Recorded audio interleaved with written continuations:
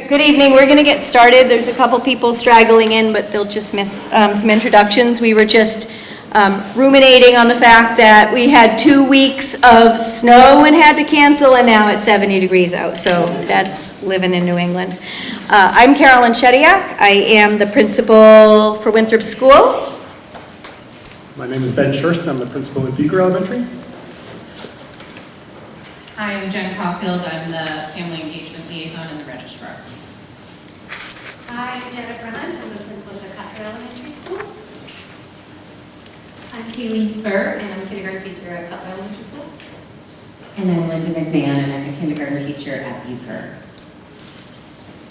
And typically, we would have had one of our Winthrop kindergarten teachers here, but unfortunately, after the third reschedule, she had something for her own child tonight, so we do not have a kindergarten representative from Winthrop here.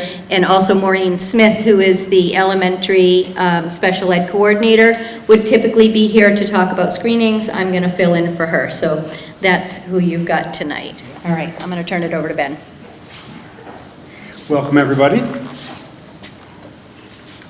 So today, as we talk about kindergarten registration and beginning our journey together, our goal is to work together, to work with families to nurture confident, cooperative, and independent kindergarten learners who can grow into confident, cooperative, and independent students throughout their career here. One of the big things that everybody wants to know right away is, where is my kid going to go to school? And the answer right now is, I don't know. There are a number of factors that we look at. We don't have true neighborhood schools in Hamilton Wenham. The first thing that we will do is we will look at siblings. So if you have a child in one of the elementary schools already, then their sibling is going to go to the same school. After that, we look at a couple of things. One of them is geography. Obviously, we want folks to be in the school that is closest to them, but we also weigh class size. So if we have a bunch of folks coming into kindergarten in one area, I don't want to overload class sizes in one building and have really small classes in the other. So that's where we start moving kids across those buildings. Buses are available to everybody regardless of where you live and where your child goes to school. For folks that have registered now, we will let you guys know by the end of June what school you're assigned to. We'll deal with summer registrations at the end of the summer. But we are not true neighborhood schools. We do try to get everybody into the closest school to where you're located, but depending on where all of our kindergarten families live, we want to keep class sizes similar across the 3 schools, so that is a factor that we look at. Schedule. School starts at 8:25 in the morning and ends at 2:57. The exception is the second Wednesday of the month we release at 11:15. This allows us to have some professional development meetings with our teachers. Transportation, anyone living more than a half mile will be assigned a bus route. Jen Caulfield will send out some information later in the summer trying to figure out who is looking to avail themselves of the buses so we can build those bus routes. They typically come out at the very end of the school year. Be aware that if kids are taking the bus home, we do require that there be a parent at the bus stop in order to drop the kindergartner off. At first grade, we let the kids decide if they're comfortable, but kindergartners, if they are going to get off the bus, there needs to be a grown-up there to meet them. If there is not, the bus driver will bring them back to school, and you'll get a phone call from us to come and pick them up.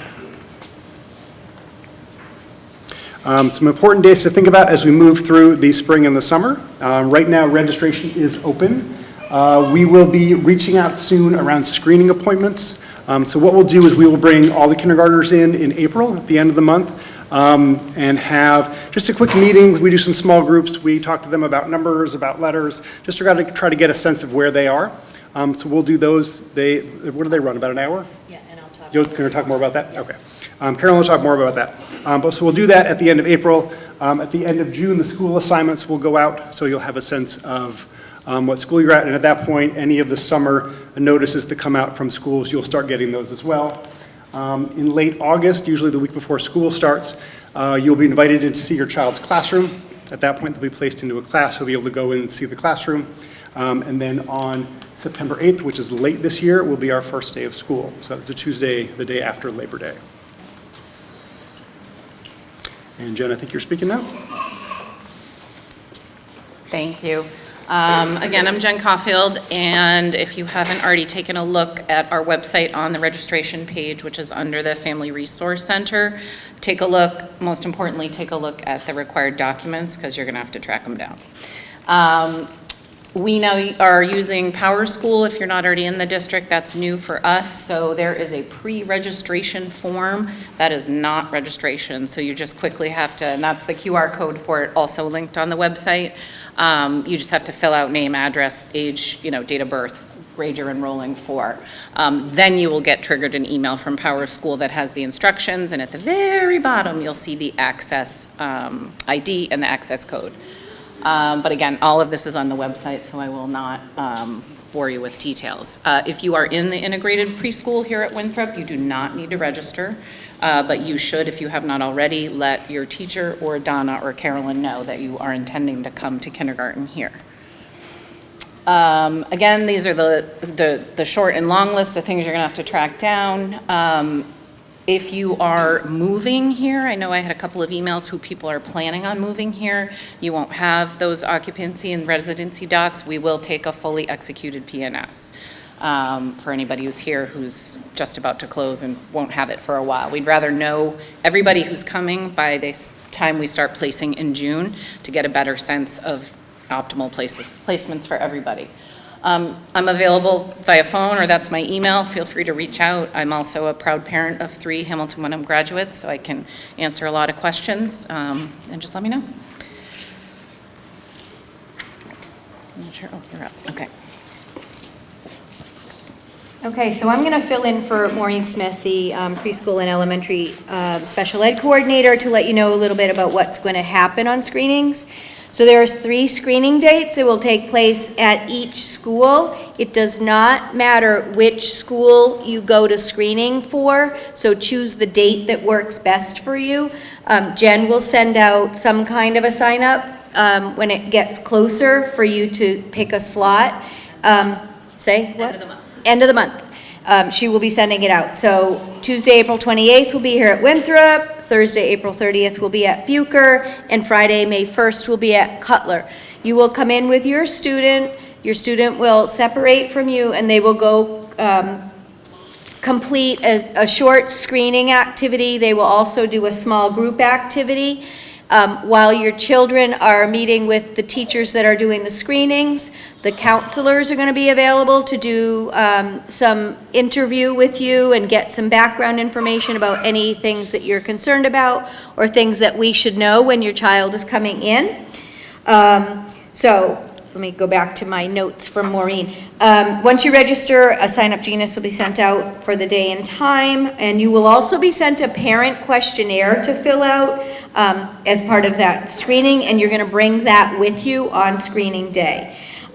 Screenings take about 45 minutes, and after the screening, you will receive a follow-up letter from Maureen Smith indicating how your child performed. And there will be one of 3 responses. All good? We're going to rescreen a particular area, maybe speech and language, maybe OT, or we're going to refer for testing, for special ed testing. So part of this screening process is to identify any kids who will need additional support coming into kindergarten. It is highly unlikely that we're going to pick something up in screening because most kids that are coming out of preschools have been identified either from their preschools or through early intervention. But every once in a while, if a child hasn't attended preschool, we might say, oh, we have some concerns. So we want to get addressing those concerns as early as possible. Screening is required for all students entering kindergarten, and all students not already identified on an IEP. So for people whose students are currently enrolled in Winthrop's preschool program and are here on an IEP, you do not need to do screenings because your student has already been identified. We screen in all developmental areas: speech and language, fine and gross motor, and pre-readiness skills. And then the purpose of screening, as I said, is to identify any potential needs that may impact learning and or participation in the school setting so that needs can be addressed without delay.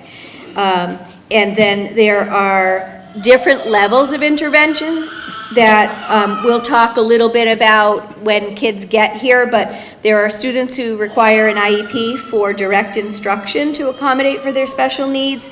And then as part of our elementary programming, we will do some screenings throughout the school year, literacy screenings throughout the school year, and students might be identified that they might need some Tier 2 interventions, which is not special ed, but we want to sort of help them with their literacy skills early so that we can prevent any big gaps later. And then there's also one of the Tier 2 therapies that we do provide without a student needing to be on an IEP is articulation therapy. So if they do the speech screening and it's just an artic problem, we can put kids into a short RTI cycle.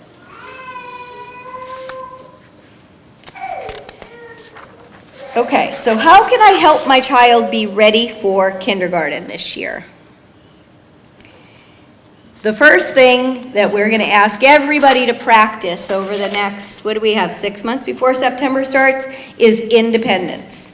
Have your children start practicing getting dressed, putting their own clothes on, taking their own clothes off, and we just went through this lovely winter when the kindergarten teachers have 20 kids and there's 20 sets of snow pants and snow boots and mittens and hats and coats, and there's only a 20-minute recess. Sometimes it can take the full 20 minutes. So we need kids to be as independent as possible, especially as we get close to winter. But we want kids to be able to put on their own coats, zip them up, tie their shoes. If you don't have tie shoes, get those Velcro ones, but try to make things easier for your kids and for the teachers. Practice opening lunch boxes, opening all of those little containers in the snack, because at snack and at lunch, I know I monitor my cafeteria for kindergartners, and everybody needs help, so the more that your kids can help themselves. The other thing is toileting. We do not support toileting in kindergarten, meaning the teachers will not go in and wipe for your children. So you've got to make sure that they are fully independent in the bathrooms. So that is something to definitely practice. And then the other piece for those that are going to be doing parent drop-off and pickup is your kids need to learn how, and I know this is scary for some people, but your kids need to know how to get in and out of their car seats independently. At Winthrop, we have a stop, drop, and roll situation where you're going to pull up, your kids are going to jump out of the car. We want the parents to stay in the car because it slows things down when we've got 50 cars trying to get through in 10 minutes. So that is something that you're going to want to practice, having your kids having their lunchbox, their backpacks in their laps. So when it's your turn to come through, your child gets out of the car with their stuff, we say bye mom and dad, and off you go. If your child is somebody who's going to need lots of love and hugs and kisses, I know at Winthrop we ask you to park and walk your kids to drop off because we need to keep that car flowing. The other thing, and this is a new slide that we added this year, but we're seeing kindergartners coming in a little less prepared for participating in a class of 20 kids. Than we have in the past. So, some things you can work on with your kids is wait time, or waiting when responding to a request. If a kid says, I want milk, I'll get it for you in a minute, instead of jumping up and getting it. Because in the classroom, when a child asks the teacher for something, the teacher might not be able to respond right away to that child's request, and then we might have a meltdown on our hands. So if you have a child who doesn't have a high tolerance level, please start working on those skills. Sitting and listening to a story, sitting and listening during circle time. It's going to be an expectation even on day one. And the teachers definitely, and they'll talk about this, but they definitely build that stamina. Sit for 5 minutes, then sit for 7 minutes, and then sit for 8 minutes. But you can help that by having that be an expectation at home so that when they come to school, they're prepared. Frustration tolerance. We're seeing a lot more kindergartners coming in and having complete meltdowns than we ever have before. So if your child is somebody who's prone to a meltdown, start working on those strategies for how to help them calm themselves before a meltdown, how to recognize, ooh, I'm getting upset, and I can raise my hand and tell the teacher I'm getting upset. Play board games with your kids. Teach them how to win and lose, and it's okay to lose a game. Those are some other things. And then kind of following the group plan. We've got group plans for 20 kids in a class. You've got a group plan for your family. So I think having kids understand that when they come to school, there's expectations that they're expected to follow. The other thing is building your child's social vocabulary. And this kind of goes to that frustration tolerance and the meltdown stuff. Try to work on your child with your child so they have some social vocabulary to express themselves. I'm mad, I'm sad, I'm frustrated. Start helping them identify what they're really feeling so that when they are starting to get upset, they are able to communicate their needs, and then we're here to help them. And as I said, practice playing games, taking turns, building all that tolerance. And consistency is key when it gets time for kindergarten to start. Bedtimes make a huge difference in the life of a kindergartner and their ability to kind of maintain for a 6-hour day. The time they get up in the morning, make sure you're leaving enough time in the morning for them to have a good, easy start to the day so that you're not rushing. And because when you're rushing, they're feeling stressed, and then they come to school not in their best. Expectations for behavior. Eating meals independently, and one of the things I always advocate is having some responsibility, some chores for kids to do so that they can start feeling that sense of responsibility. And now I'm going to turn it over to Jenny, who's going to introduce the kindergarten teachers, and then they are going to jump right in. All right, thank you so much. So the next part of the presentation is going to be Kayleen and Linda, Ms. McMahon and Ms. Spur. They're going to talk about what a day in the life of a kindergartner looks like. So you're going to see all aspects of the day. You're going to learn a little bit about curriculum, lunch, recess, bus. So it's really a good snapshot of what your children will experience when they start kindergarten. So should I hand it off to Ms. McMahon? Wants to go first? Okay. All right, so before I came here at the end of the school day today, I said to my kindergartners, I said, hey, you guys, I said, tonight I'm meeting with all of the parents of the new kindergartners. They were a little outraged that there were going to be new kindergartners because they're the kindergartners. But I said, what should I tell them about kindergarten? And they wanted to talk directly to the new kindergartners, and they said, Colin said this, you will make so many new friends that you didn't even ever know before. And Luca said, you will get to play at recess and in the classroom, and you get to eat. And Kennedy said, you're going to get really good at cleaning up, packing your bag, and you get to learn lowercase letters first. I bet you didn't even know that. That's what she said. So that's from them. I had a lot more, but those are the only ones that I got to write down. All right, so we thought we'd take you through the life of a kindergartner. Oh, first, that's who is going to be here. Here are all our schools. Here's Bucher School, where I'm a kindergarten teacher. There's me. And I teach with Miss O'Shea. She's the other kindergarten teacher. And then here's Cutler School. And at Cutler, we have Mrs. Goodchild, Mrs. Olson, and Miss Spur. And then we have at Winthrop School, here, we have Mrs. Kropelak and Mrs. Matera. So those are all our kindergarten teachers. All right, so when your child comes to kindergarten, we have our morning arrival routine. We first have a little morning, it's kind of like a morning recess starting at 8:15. That's when drop-off starts. It's supervised. And your child can arrive by bus. They could be dropped off, or some families walk to school. There's always someone outside, teachers outside, starting at 8:15. Until the bell rings when they start their day. It's a nice time for your child to get there that bit early so that they can socialize before coming into the school building. They really enjoy it. And now your morning responsibilities. So every day when your kindergartner comes in, it's their responsibility to hang up their backpack. At the beginning of kindergarten, everything is so structured and slow and step by step, so don't worry. They come in and I'll say just this. Step 1, open your backpack. Step 2, take out your folder. Now I say, come on everybody, get ready. Hang up your stuff, let's go. Because now they know the routine. But at the beginning, it's very, very slow.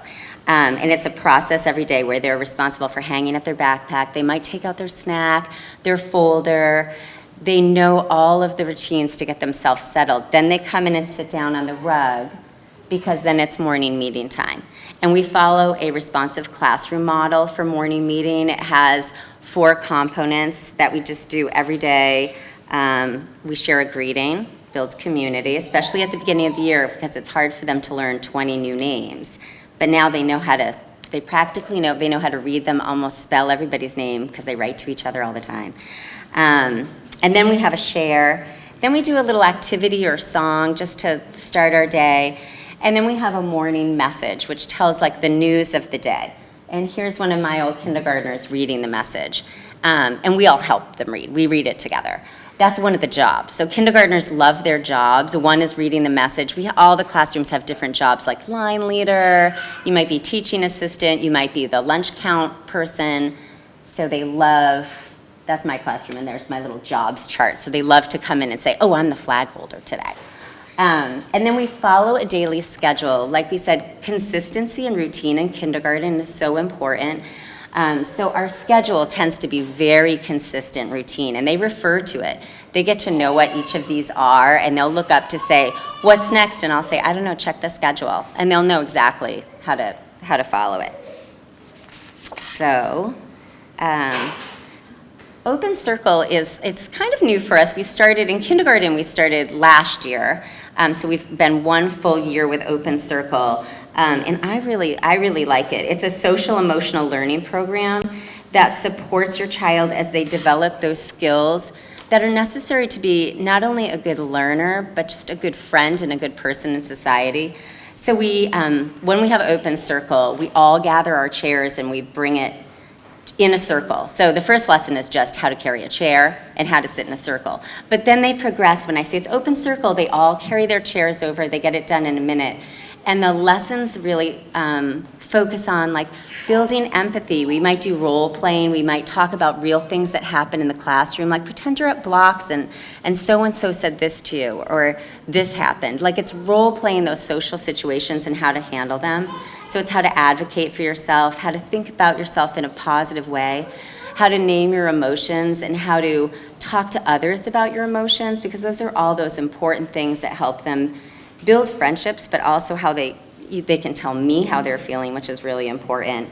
It also, we talk a lot about problem solving and cooperation, all those great things about it. And they love the meetings too. It's been a nice addition. And then there are many components to, the next thing we do usually in most schools is literacy.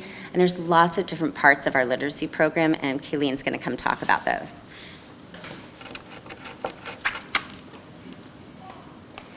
Thank you, Linda. You're welcome. Yes, so at the start of the year, I always like to start out with an activity with my students where they share what their hopes and dreams are for kindergarten. And each year, I'd say about 70% of the kids all say that they're excited to learn how to read. So that is like a great skill that we are very excited to teach them and that they all come to school so ready for and so excited for. So there's many different components throughout our day that go into our literacy instruction. I'm going to dive a little bit deeper into our curriculum, and most of our curriculum really focuses on literacy. So CKLA skills. This is, most schools we start the day with it. They're fresh, they're ready to go, they're ready to learn. And in CKLA skills, we learn first the sounds that each letter makes. So we focus on teaching an individual letter and its sound. We don't worry about letter name, and even now if you're at home with your kids, you could start practicing letter sound with them over letter name, because as kids learn how to read, they first need to know the sounds to be a strong reader. The names can come second. So our curriculum focuses on letter sound, letter identification, letter formation, learning how to blend sounds together to read words, spelling words, and we also learn high-frequency words, or our curriculum calls them tricky words, so words that don't follow the phonics rules. Another part of our curriculum, we do a lot of oral listening skills, so we'll do a lot of oral blending in the mornings, so kids are listening to sounds that they're hearing and trying to piece them together to make words. Another part of our literacy instruction is through CKLA Knowledge. So our knowledge curriculum, at my school, we do it in the afternoons, and it's a time where we focus on reading and comprehension skills, but many of the topics are science or social studies related. So this is where we get a little bit more science and social studies in our classroom. We build vocabulary in CKLA knowledge. Like I said, it develops comprehension skills. Oftentimes there's some kind of read aloud, some kind of follow-up questions. Sometimes there ends up being a discussion about a topic, or kids can ask further and deeper questions, and then we always do an application. We also do connections to text through Reader's Theater. Some schools we do that different times in the year, and just rich discussions, like I said. These are some of the topics that we do in CKLA knowledge. Some of my personal favorites are the 5 senses, stories, plants, kings and queens, seasons and weather. So as you can see, we hit a lot of different topics with all different variety. We try and make them as hands-on as possible. So the 5 senses usually lands kind of around Halloween, like October usually. And I always ask for parents to donate pumpkins of all different colors, shapes, sizes. And I do a lot of activities and lessons focusing on exploring the pumpkins with our senses. So I know it's fun to get to take these lessons and make them more hands-on, make them more tangible for kindergarten. And they always love learning about new topics. I've been surprised recently at how interested my kindergartners have been at Columbus. That was something I did not expect, but they have been loving learning about ships and how people got over from Europe to North America, and so it's been very exciting. So sometimes their questions help us just to go deeper in the curriculum too. Haggerty is an oral phonemic awareness curriculum. So with Haggerty, it's very short lessons. They're usually like 5 to 10 minutes. I like to squeeze it in kind of when kids are coming back from lunch as like a way to help us settle, sit on the carpet again, and get back into curriculum. And so what we do in Haggerty is there's lots of different hand motions and activities that help kids think about rhyming, clapping out syllables. It helps them isolate beginning, middle, and end sounds, segment and blend words. My favorite is when they add and delete phonemes. So I'll say like, take the word sun, and they'll put up their hands and say sun. I'm like, take away the s, put in a f. What's the word? And they all get so excited when they start to put it together. Fun, and those get harder and harder as the curriculum goes on. But these are the oral listening skills that really tie into the reading. Something I should mention is our district is a science of reading district, and so we focus on the scientific way of kids focusing on learning their oral language first, being able to listen to sounds, identify sounds, and that then translates into the written word. At our school, we always do our literacy instruction in the mornings with CKLA skills, and that heads into snack time. Snack time is always very fun. It's a great social time for them to chit-chat at their tables and talk about what's going on in each other's lives. For snack, we do ask that people send like 1 or 2 just healthy snacks for your children. Sometimes when kids open up their snack and they have 5 or 6 snacks, it can be overwhelming for them to make a choice. So especially at the start of the year, just sending a couple healthy snacks is awesome. We also, at all of our schools, do offer breakfast. So if kids need to get breakfast in the morning, they can get it as they arrive to school. But, you know, if you are able to have your kid have breakfast at home, I know with my kindergartners, I just try to encourage them that they don't need to get second breakfast all the time, because they're going to have snack about like an hour after school starts, so they will get to eat. After we do snack, we always do like a morning recess, and then at my school we go into math, and we do Eureka Math Squared as our math curriculum. So math in kindergarten is focusing on a lot of foundational skills. Counting and cardinality is our first unit, so we do a lot of practicing counting with one-to-one correspondence, writing numbers. Then we go into a unit about 2- and 3-dimensional shapes. We learn how to compare things by their weight, by their length, height. And then this goes into composition and decomposition of numbers. That's actually the unit we're currently teaching. And this curriculum is really great at just focusing on a lot of foundational skills. It has a fluency section that brings up skills that they learned earlier in the year to keep them fresh in the kids' minds. And so right now in composition, decomposition, I have been very pleasantly surprised at how quick my kids are able to go from identifying groups of numbers, finding parts in groups of numbers, and just this week we started making addition number sentences, and they are just flying away with it. So this curriculum, I have seen just really great progress with students. Next, we'll do addition and subtraction more specifically, and then go into place value foundations. And then I think Linda is going to talk a little bit about lunch. Okay. Yeah, the afternoon in kindergarten is a little more, they tend to, especially at the beginning of the year, they make it till lunchtime and then everyone's all of a sudden lying down. I'm like, everyone sit up, wake up. So the afternoon, we try to do a lot of the academics in the morning. And so we have lunch. So we have lunch every day.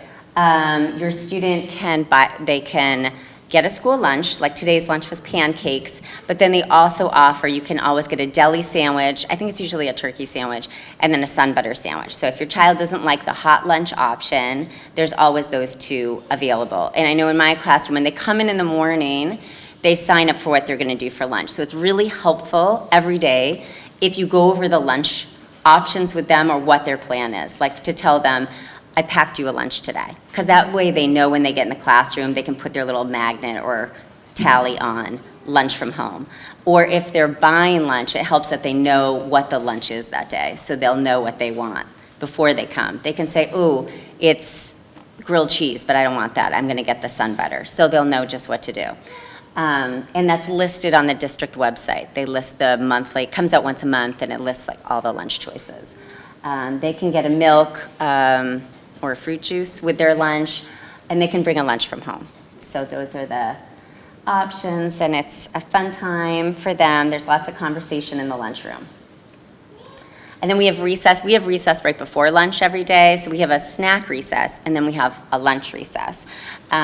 We go out for recess all the time unless it's raining. Even if it's a light drizzle, sometimes I'll go outside because I need to go outside. But if it's below 20 degrees, we don't. But if there's snow on the ground, it's really snowy. If it's snowing, we still go out. They love that. Now, not so much. They're kind of getting sick of putting on their snow pants. It was exciting at first. Now they're like, when's the snow going to melt? I'm like, well, I want it to melt too, but there's mud under that. So now I'm saying, please stay out of the mud. But recess is a really fun time. It helps to build those social relationships and to build their core muscles as they do a lot of running around. Science, Kayleen kind of talked about it. We have our sciences incorporated into our CKLA knowledge units, and you saw them listed, but some of them that are really science related are the plants, the farms, the five senses. We just finished Weather in the Four Seasons and Taking Care of the Earth, and we try to make them hands-on when we can. Like when we did plants, we took a walk to the community gardens over at Pingree Park and just explored the gardens and did like nature journals, what we noticed. When we did farms, we went to Appleton to visit with the cows and learn about farm life. So we make it really hands-on. Because that's when learning is memorable. And hands-on learning isn't just for science. It's also in the other aspects of our learning time. Like during literacy, they play a lot of games which are using little manipulatives with each other, same in math. It's a lot of hands-on learning, a lot of learning with games. Like as they build fluency with math, they're playing games, they're winning and losing every single day. Same with literacy. Every day your child will go to a special. So these are the 5 specials. They go once a week to either art, physical education, library, media, music, or STEM. So once every day they'll go to one of these. It's in a different classroom, so they'll leave the classroom, walk down the hall, go to the music room, and then come back. They're 55 minutes long. Why is play important? It's so important. So play is really how your child explores the world, as you know, but it's also how they learn. So when play is incorporated, like I just said, into like math and literacy, that really solidifies their learning. So wherever I can, in kindergarten, wherever we can, we incorporate games to make it fun and memorable, but they're learning, but they're learning through play. And they're building their cooperation and interpersonal skills while they're doing it. They're learning how to cooperate, negotiate, compromise, which is really important. They learn to problem solve. They're learning language skills through play. Every day, mostly every day, when we try to, we'll have choice time at the end of the day or near the end of the day in my classroom. That's time in the classroom, so it's almost like a little mini recess in the classroom. Sometimes it's short, sometimes it's a little longer, where they'll play with different things in the classroom. Like we might have a dramatic play area. Some classes have like a sandbox.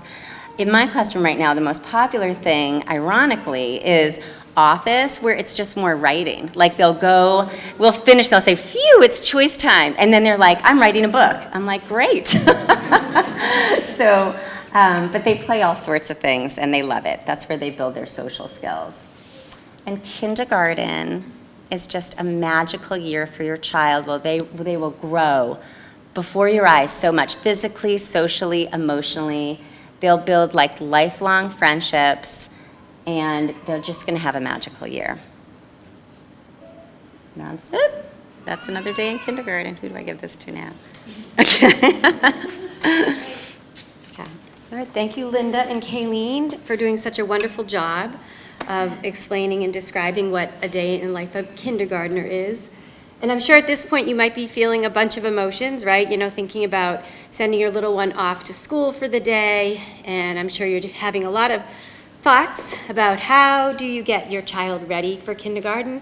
So I want to start off just by saying that first and foremost, we all believe very strongly that a strong school-home connection is essential to your students' overall learning and well-being. So please, don't ever hesitate to reach out to one of us. Email, phone calls, stop by the office. We are here to support you. We are here to support your child. We know that kindergarten can be an anxious time for you as parents, but also for the child.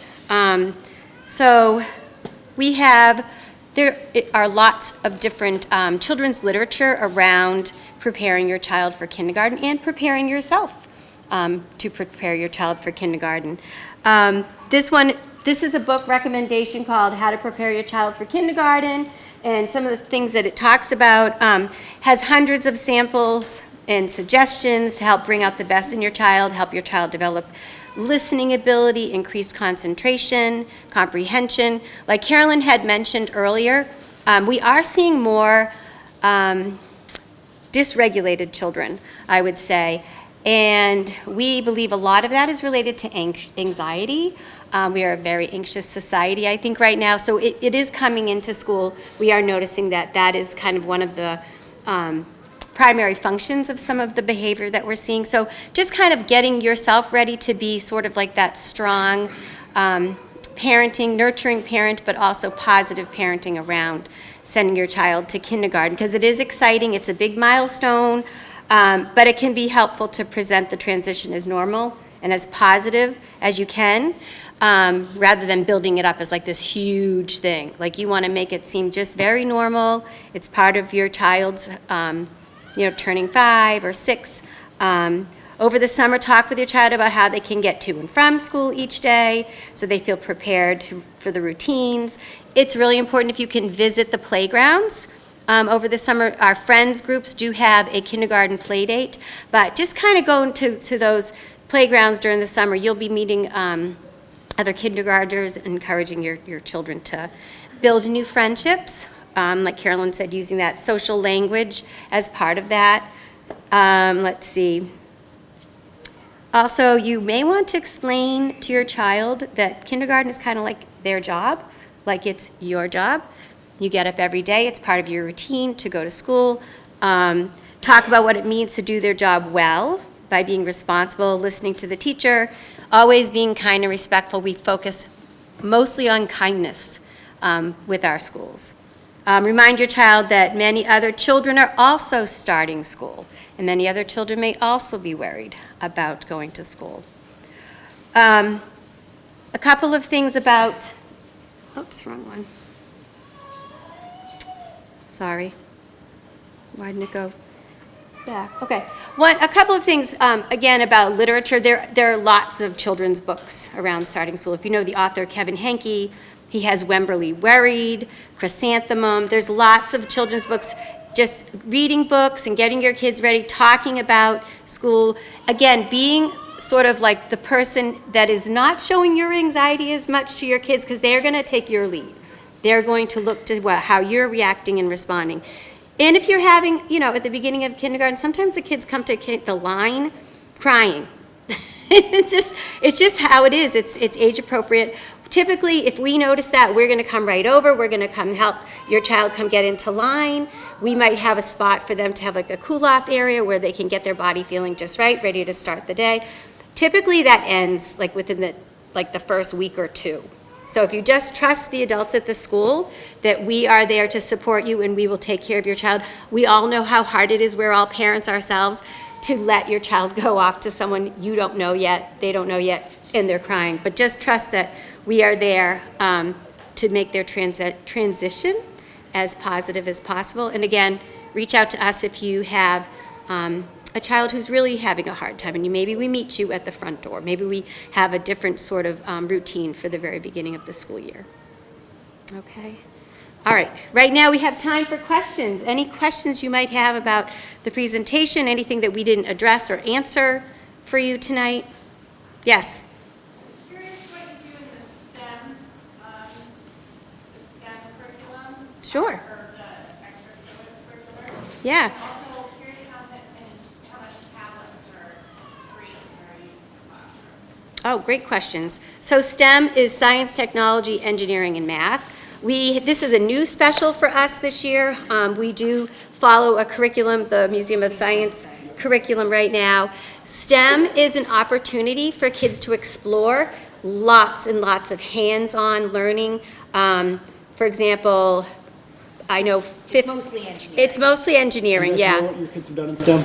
I know that ours just recently finished they're talking about like composting and how do we reduce waste. And they were designing their own little trash collectors. So it's like kind of using the engineering process of design, but then with a purpose in mind. That's another learning objective, which would be like about how to take care of the environment. They did another one on one of our parts of the curriculum is protection from the sun. So they designed their own sun hats, but using paper and like all sorts of fun materials. And like I'm not there, so the teacher, as a teacher, I bring them to STEM and then I come get them up, pick them up, and when they were done, they were all in line, and I just looked at them. They all had on these hats. Some like had tinfoil just hanging in their face, and I just had to say, "Great, come on!" It was hilarious. Yeah. So it is fun. It's very hands-on. I also will say, if any of you work in the sciences, one of my students' parents is an engineer, and the STEM teacher at our schools, I think we have the same STEM teacher, there's two for the district. But yeah, so she had reached out to parents and said, please come in if you work in the sciences. And he came and talked about robotic engineering with the kindergartners, and they had so much fun. He brought in like some little robots from work, and they made their own like little robot kind of design things out of like tinfoil and tape and all that stuff. So yeah, so it's very fun to be hands-on. I know that connection was so exciting for the kids. What was your second question? Screen time. Screen time. Screen time. Our use of tablets is very limited. This year I've used them for 2 assessments that we did, and yesterday I used them to film them while they were giving weather reports in small groups. But we have enough hands-on learning in school that I figured that we can wait for that for later, because kindergarten's a time that they should be exploring with their minds and bodies. Go ahead. Thank you for doing all this for us. I'm just curious, how is diversity reflected in the kindergarten curriculum and then maybe just throughout the Hamilton-Wenham School District? You want to talk about that? So when we adopted, so both of our curricula are newer. This is our 4th year with CKLA and our 2nd year with Eureka Math Squared. And one of the things that we do whenever we're adopting a new curriculum is go through a curriculum review process. And part of that curriculum review process is to make sure that we are seeing a wide variety of people represented in the curriculum. So that was one of the reasons that we chose CKLA is, and you guys can talk a little bit more, but in the readers, kids will see pictures of all kinds of different kids, different kinds of families. So that's essentially how it is reflected, and I would say that part of our school cultures is that we welcome everybody, everybody has a place in our schools, everybody is important. We do a lot of work around belonging and what are the things that make me feel that I belong. And you know, I can speak only for Winthrop, but I do know that that's essentially what's happening at all three schools. Yes? How many, I know it probably varies year to year, but how many kindergarten classes are there at each school? Is it like usually one or two? So there's at least 2 at each school, and then there's always what we call the bubble kindergarten.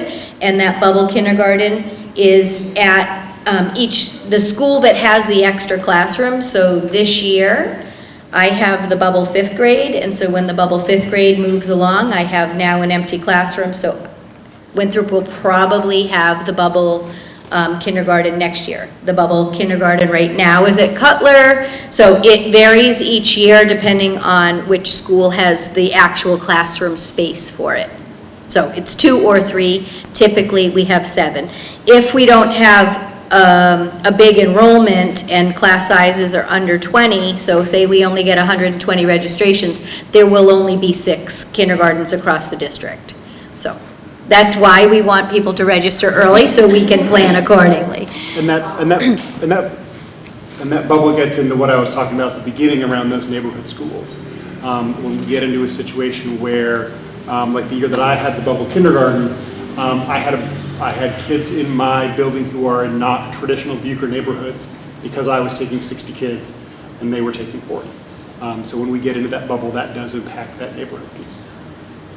And then my follow-up, sorry, is how big the classrooms typically are in these schools? Well, 2 years ago, we had classrooms of about 16, 17, and this year we've got classrooms of 20, 21. So it really all depends. And one other piece, so one of the things that sometimes gets questioned is that Winthrop, the sort of the geographic areas, Winthrop actually sort of covers the biggest geographic area where we're going like way out towards, I don't even know, I'm not from Hamilton, so out towards Essex. And so those had been traditionally Winthrop neighborhoods, but this past year where Winthrop could not have the bubble classroom, we had about 20 kids who probably live in a neighborhood where in the upper grades, the kids on their street in their neighborhoods come to Winthrop, but we didn't have enough room because siblings get placed first, and out of the 42 kindergarten positions I had available, I had like 36 siblings on my list and could only take 8 new families in kindergarten this year. So when Winthrop doesn't have the bubble, that's when kids typically end up sort of far away from their neighborhood where other kids might go. Yeah, and I just want to say that those kids came to Cut.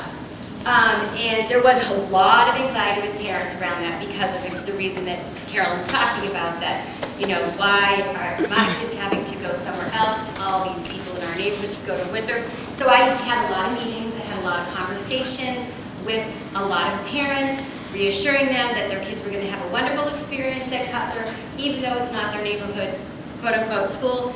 And I will tell you, every one of those children is doing amazing and loving school and loving their friends. So just, you know, like Ben had said earlier, it's really not a neighborhood school district. It's really more about enrollment numbers, classroom sizes, classroom spaces available, but it's all been positive, really. It's a really thoughtful process. That we get to the siblings, we get to sort of the folks that like can see a school from their front yard, and then when we get to that place where we're going to have kids in schools that are not the closest school to them, what we also start looking at is at our own current rosters of, are there kids in these neighborhoods who are already going to a different school, that we can pair them up, so we can try to have situations where neighbors are going to the same school and working with the same group.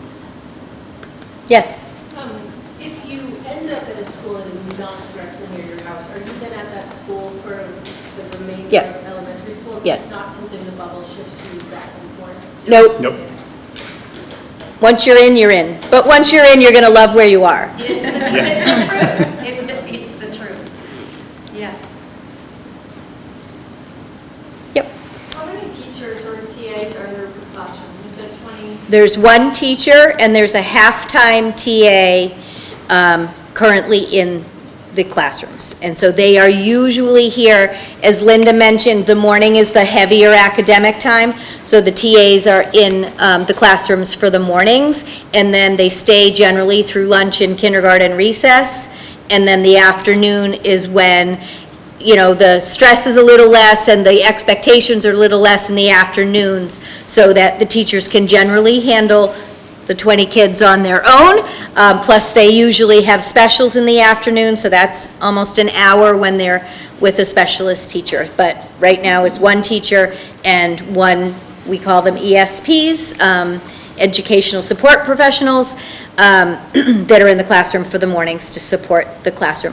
That being said, depending on children who might be already on an IEP who get some classroom support, there might be an additional special ed TA assigned to a classroom for a short period of time, and is there specifically to support a child or a small group of children, but also is an extra set of hands. But that isn't guaranteed, and it's really based on children's specific needs. If they're taking the bus, will they make it early enough to have that morning playtime? We try. Do you want to talk about the transfer bus? Sure. Okay.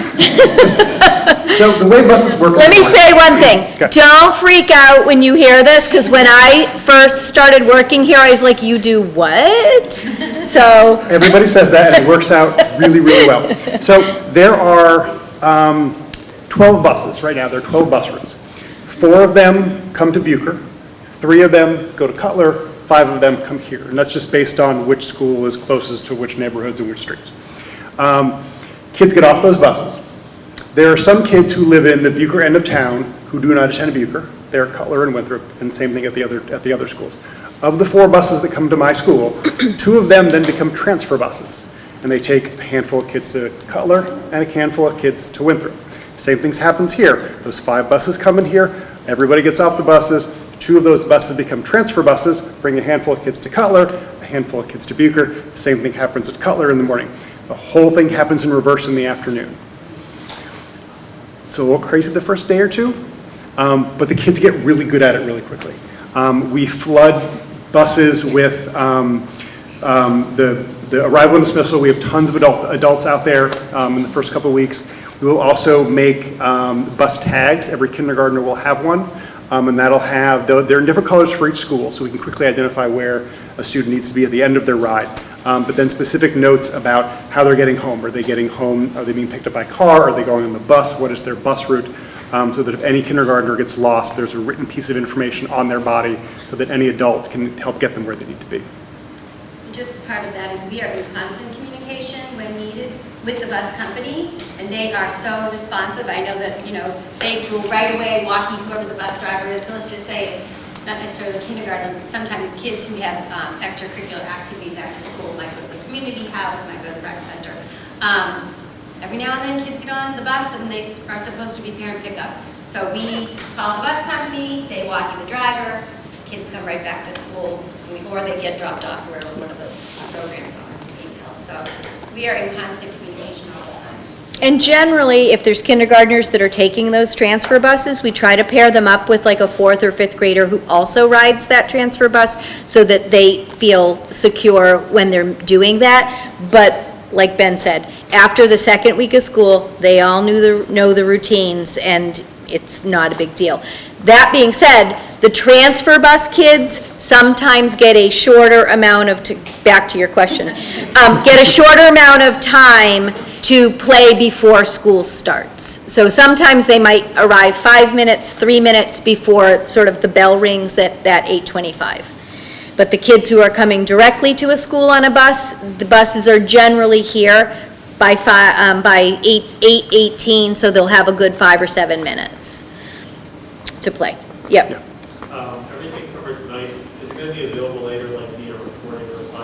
Yep, so HW Yes, Cam is both of those recording, things. and the slide Yep. deck will be made available.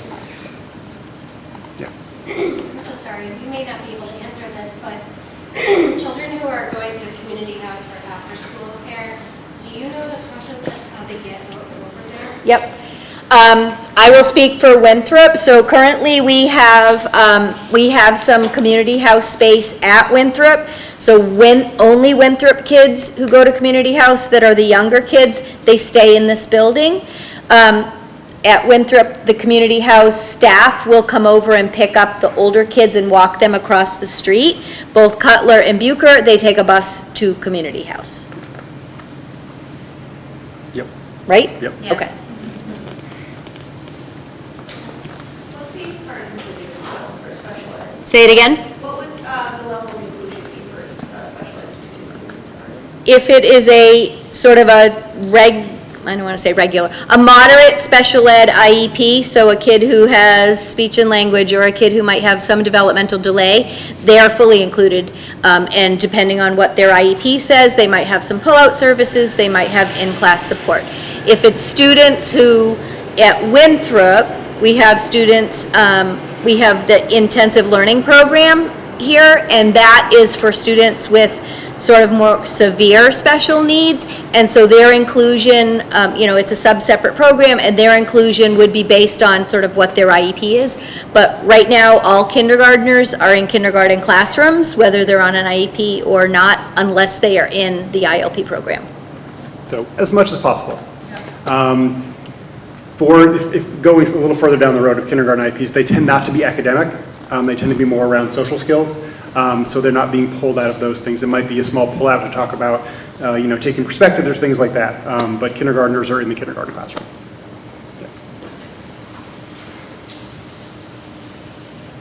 Any other questions?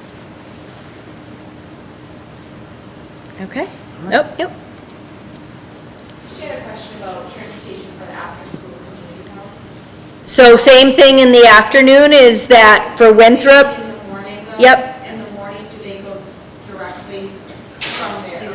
Yep. I got a little thrown off with the transfer bus situation, and I just wanted to. yeah, so in the morning, they all get walked to Winthrop and get on their transfer buses to either Bucher or Cutler. So if kids go to before-school care at Community House, they all come here, Oh, okay, and then they get on a transfer bus to go to their schools. got it. Oh, okay, thank